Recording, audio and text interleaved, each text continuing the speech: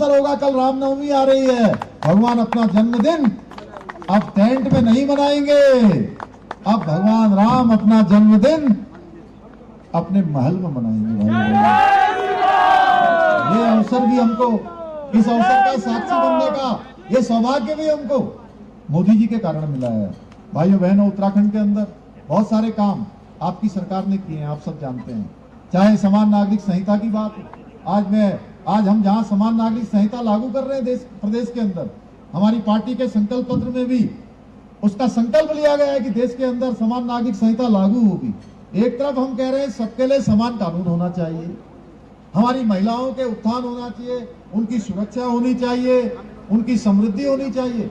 दूसरी तरफ कांग्रेस पार्टी कहती है देश के अंदर मुस्लिम पर्सनल लॉ लागू होना चाहिए। भाई कहाँ ये तुष्टीकरण जो देश की आजादी के बाद से वोट बैंक की राजनीति जो हमेशा करते रहे, उससे पीछा इनका नहीं छूट रहा। भाइयों बहनों, कभी कभी मुझे हैरानी होती है कि ये वही कांग्रेस है क्या जिसने देश के अंदर 60 सालों तक शासन किया है, 60 साल तक देश की सत्ता पर काबिज रही है। आखिर क्या हो गया है? आज समान नागरिक संहिता की ओर देश आगे बढ़ चुका है, समान अधिकारों के लिए देश आगे बढ़ चुका है, सबको इस देश में आगे आने का अवसर प्राप्त हो चुका है। भाइयों बहनों, और कांग्रेस वही, अभी अनिल जी कह रहे थे कि विधानसभा का चुनाव आता है तो कहते हैं उत्तराखंड के अंदर हम मुस्लिम यूनिवर्सिटी बनाएंगे, सरकार में आते हैं तो कहते हैं शुक्रवार के दिन नमाज होगी और नमाज की छुट्टी होनी चाहिए।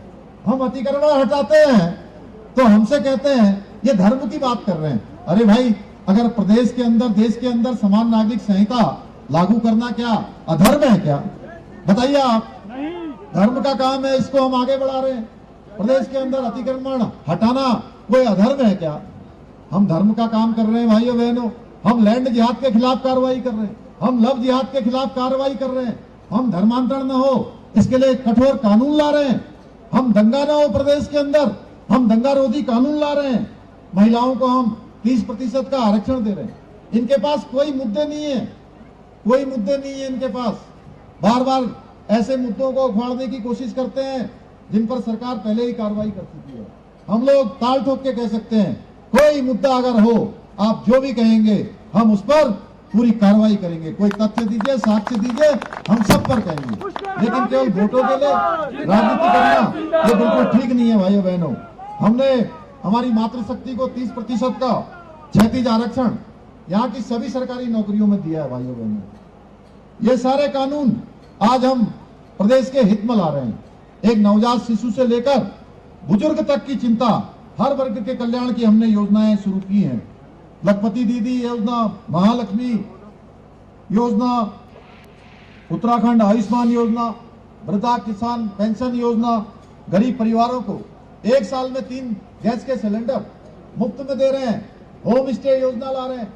आज उद्यान के क्षेत्र में जगह जगह पूरे राज्य के अंदर 20,000 पॉली हाउस बनाने का हमने अभियान शुरू किया हुआ है।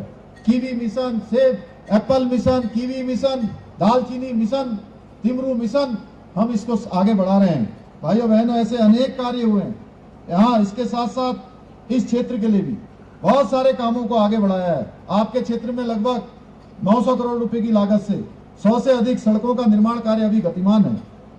ओली से गोरछू तक रोपवे का निर्माण कार्य भी गतिमान है। बहुत सारे ऐसे पर्वतीय गांव हैं जहां आजादी के बाद पहली बार सड़क पहुंचाने का काम हमारे महेंद्र भट्ट जी ने किया है। यहाँ क्षेत्र में जब विधायक थे, ऐसे सुदूर पर्वतीय क्षेत्रों तक ऑल वेदर सड़कों का काम अभी भी तेजी से चल रहा है।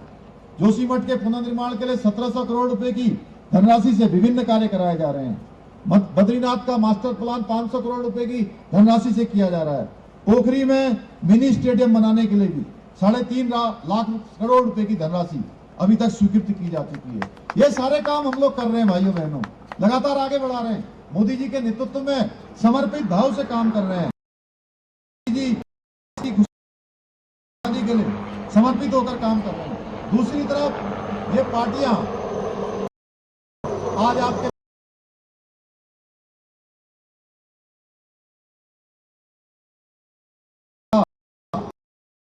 कर रही है कांग्रेस पार्टी। भाइयों बहनों, अब चुनाव आ गया है तो कई भ्रष्टाचारी पार्टियां देश के अंदर मिलकर आप गठबंधन बना रही हैं।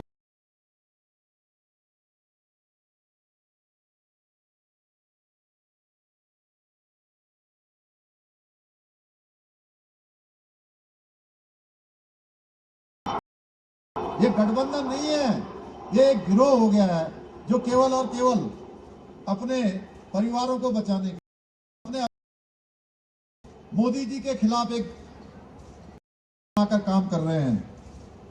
ये कहता है कि राहुल गांधी जिस पार्टी के हमारे यहाँ भी उम्मीदवार खड़े हैं, राहुल गांधी के बारे में कहते हैं कि राहुल गांधी कॉमेडी तो अच्छी कर लेते हैं पर सेवा के गुण उनके अंदर नहीं है। लेकिन फिर भी कांग्रेस पार्टी को परिवारवाद का ऐसा नशा चढ़ा है कि वो अपने नादान राजकुमार से आगे बढ़ ही नहीं रही है। भाइयों बहनों, उत्तराखंड में भी इनका परिवारवाद आगे बढ़ रहा है। इससे पता चलता है कि ये सिर्फ और सिर्फ भाई भतीजावाद बल्कि महिला विरोधी पार्टी भी है। महिलाओं के लिए कोई काम इन्होंने नहीं किया है, एक महिला को भी टिकट नहीं दिया है। हमने यहाँ महिला को भी मैदान में उतारा है।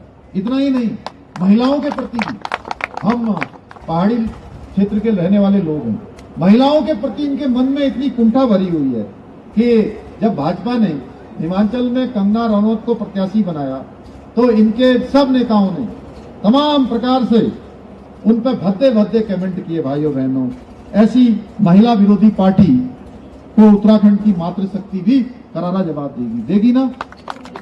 अरे देगी कि नहीं देगी? जो महिलाओं के लिए कमेंट कर रहे हैं, महिलाओं को आगे बढ़ने का विरोध कर रहे हैं। इसलिए भाइयों बहनों, आदरणीय मोदी जी ने 2014 के बाद से उत्तराखंड के कायाकल्प में कोई कसर नहीं छोड़ी है। 10 वर्षों में 2 लाख करोड़ से भी अधिक की योजनाओं की सौगात दी है। अब हमारा कर्तव्य है हम सब मिलकर मोदी जी को तीसरी बार प्रधानमंत्री बनाने में अपना योगदान दें।